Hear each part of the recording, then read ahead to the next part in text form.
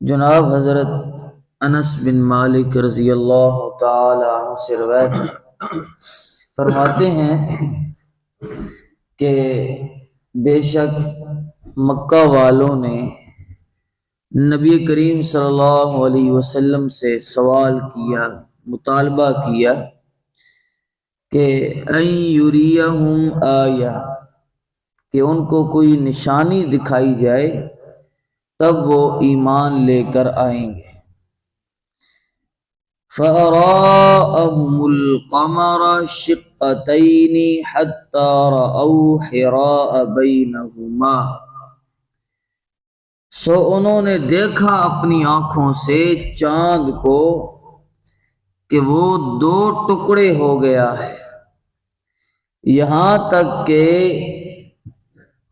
چاند کا ایک ٹکڑا ہرا پہاڑ کی ایک جانب اور ایک دوسری جانب جا گرا۔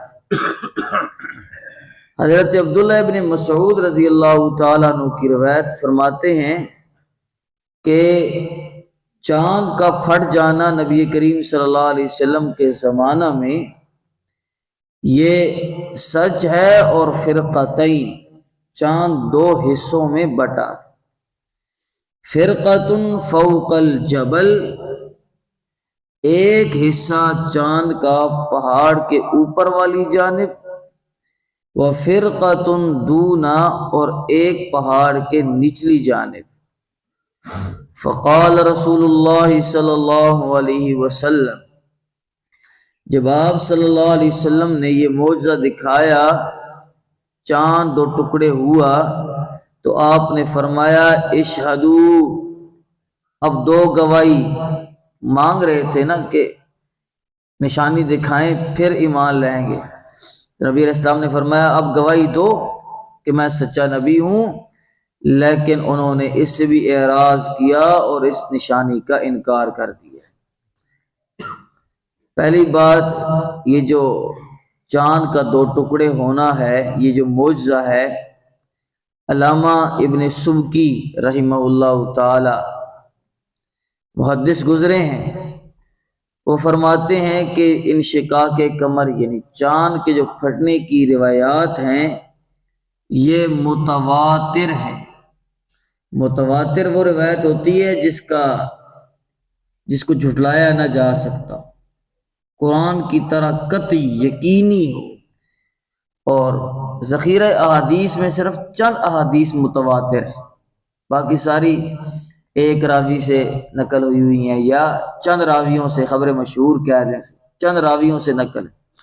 متواتر اسے کہتے ہیں اتنے زیادہ لوگ نقل کریں کہ ان سب کا جھوٹ پر جمع ہونا محال ہو جائے۔ جیسے آپ کو ہر ایک بندہ آ کے کہے گا کہ مینار پاکستان لاہور میں ہے، آپ نے نہیں دیکھا تب بھی آپ یہ متواتر خبر سے یقین کریں گے کہ یار اتنے لوگ تو جھوٹ نہیں بولتے نا، سب آ کے کہہ رہے ہیں کہ مینار پاکستان کہاں ہے؟ لاہور میں۔ اسے متواتر کہتے ہیں، لگاتار روایت ہو رہی ہے۔ جس طرح قرآن پر ایمان لانا ضروری ہے، قرآن قطعی ہے، اگر اس کا انکار کر دیا تو کافر ہوگا، اسی طرح متواتر حدیث کا بھی انکار کفر ہے۔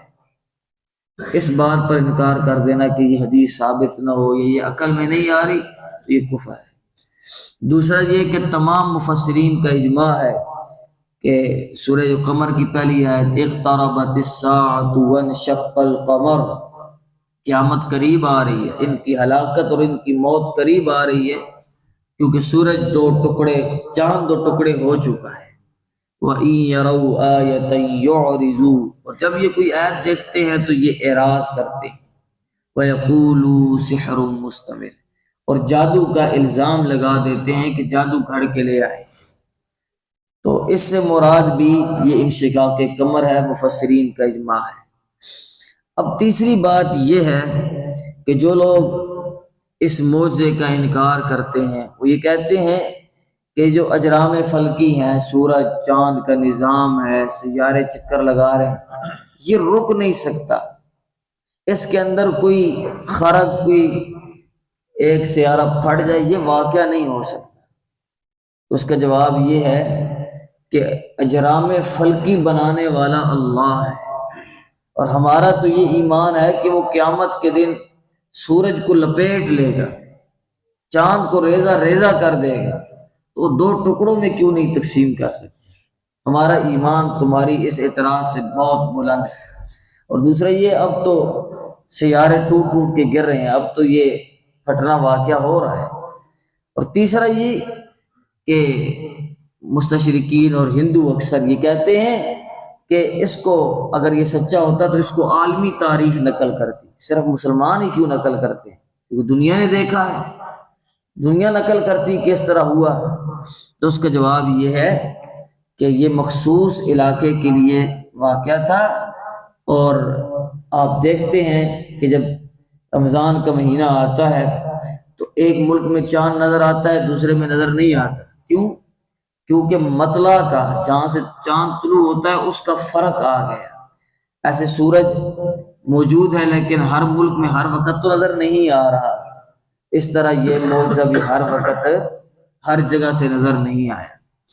اور تیسری بات یہ ہے کہ یہ مورخین نے لکھا ہے، انگریز مورخ اور ہندو مورخ لکھتے ہیں یہ بات، حوالہ میرے پاس موجود ہے موبائل میں، وہ یہ کہ ہندوستان کا راجہ جو ہندوستان کے علاقہ بہار کا تھا، رہنے والا تھا، اس نے سفر میں، حالت سفر میں، ہندو تھا، اس نے یہ دیکھا کہ چاند دو ٹکڑے ہوا، اس نے تحقیق کی، تو وہ نبی کریم صلی اللہ علیہ وسلم کے بعد، آپ کی زندگی میں تو نہیں لیکن آپ کے بعد، وہ اس نے اسلام قبول کیا اس واقعہ کی حقانیت کو دیکھ کر۔ یہ عالمی تاریخ کے اندر بھی یہ بات موجود ہے، لہٰذا کوئی اعتراض بھی اس پر وارد نہیں ہو سکتا۔ یہ ہمارا عقیدہ ہے کہ نبی کریم صلی اللہ علیہ وسلم کا یہ معجزہ اللہ نے آپ کو عطا کیا، اور چاند آپ کے حکم سے دو ٹکڑے ہوا۔ اب یہ جو بات ہے کہ آپ نے انگلی کا اشارہ کیا اور چاند دو ٹکڑے ہوا، تو یہ احادیث سے ثابت نہیں ہے، یہ ہمارے خطیبوں کی ملمہ سازی ہے۔ ہاں، خطیبوں نے بھی کچھ بات کو خوبصورت تو کرنا ہوتا ہے، تو یہ ان کی ملمہ سازی ہے کہ آپ نے انگلی کا اشارہ کیا اور چاند ادھر گر گیا، اور نہیں، بلکہ انہوں نے معجزہ مانگا، نبی علیہ السلام نے دعا فرمائی، اور اللہ تعالیٰ نے یہ انشقاق قمر کر دیا۔ ممکن ہے کہ انگلی بھی دکھائی ہو، انکار نہیں، لیکن احادیث میں اس کا ثبوت نہیں ہے۔ اللہ تعالیٰ احادیث پر عمل کرنے کی توفیق عطا فرمائے۔